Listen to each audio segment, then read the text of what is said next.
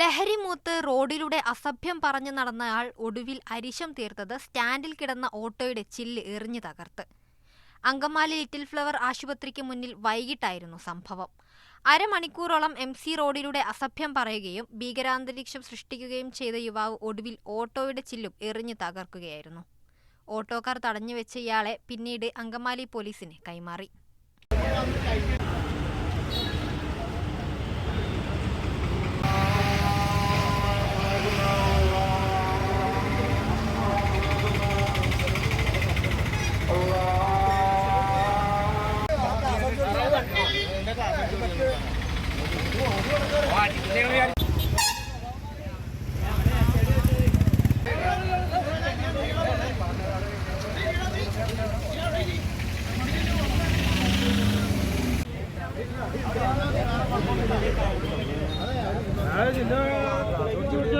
അത് വേറെ പ്രശ്നമൊന്നും ഇല്ല, ഇരിക്കുമ്പോ അത് പറഞ്ഞു തീർക്കാം. നീ അവിടെ ഇരി.